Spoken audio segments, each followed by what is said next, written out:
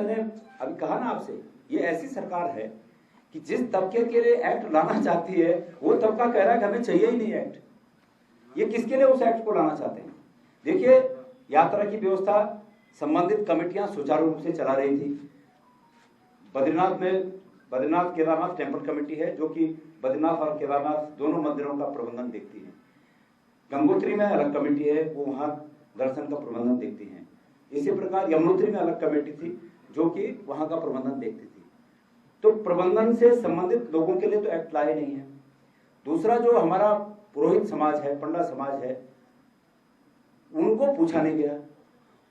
देखिए, ये सरकार ये समझने में बुरी तरह नाकाम रही है कि ये सरकार उन मंदिरों से बद्रीनाथ केदारनाथ की तुलना करती है जो मंदिर इस 50 साल या 40 साल में बहुत ज्यादा प्रचलित हुए हैं। उन मंदिरों में हमारे बद्रीनाथ केदारनाथ धामों में बहुत अंतर है। ये हमारे मंदिर बहुत अतीत में आदि शंकराचार्य जी के स्थापित किए हुए मंदिर हैं जो कि उनकी परंपरा से चलते हैं और उस परंपरा का संबंध आस्था से है। समझ गए आप?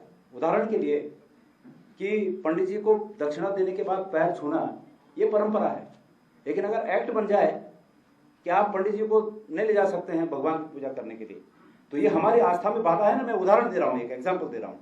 तो वही है, हमारी वहां जो परंपराएं हैं, अतीत से चली आ रही परंपराएं हैं, उनमें छेड़छाड़ हुई है और इसके लिए हमारा पुरोहित समाज बहुत नाराज है। तो मैंने यही कहा कि भाई सरकार ऐसे नियम बना रही है जो लोगों को चाहिए ही नहीं। जहां तक जो श्रद्धालु हैं, जो दर्शन करने के लिए आते हैं, तो वो पहले भी दर्शन करते थे, आज भी दर्शन कर रहे होंगे। उनके ऊपर इस एक्ट का कोई, सरकार की जो नजर है, जैसे कि आपने पूर्व मुख्यमंत्री जी को सुना भी होगा, नजर पैसे पे थी कि वहां बहुत पैसा है, उसका आकलन कर लेते कि भाई वहां कितना पैसा है। मैं जब बद्रीनाथ समिति में अध्यक्ष के रूप में आया तो वहाँ वार्षिक आय 6, साढ़े 6, 7 करोड़ रुपए के आसपास थी। और मुझे इस बात को कहने में खुशी होती है कि जब मैं वहाँ से अध्यक्ष के रूप में विदा हुआ, ये होता रहता है, वो अलग सब्जेक्ट है कि सरकार ने मुझे बर्खास्त किया, फिर मैं कोर्ट से जीता, वो अलग सब्जेक्ट है, उसको आज इसमें शामिल नहीं करूँगा। लेकिन जब मैं वहाँ से अध्यक्ष के रूप में विदा हुआ, उस समय उस समिति की आय 40 करोड़ के आसपास थी। तो बहुत जबरदस्त इजाफा हुआ। अच्छे एडमिनिस्ट्रेशन का ये परिणाम होता है कि वहां पर बड़े सुधार हुए। तो सरकार को डेवलपमेंट के लिए कोई नहीं रोक रहा है, सरकार उन धामों का डेवलपमेंट करे, उसमें कोई नहीं रोक रहा है।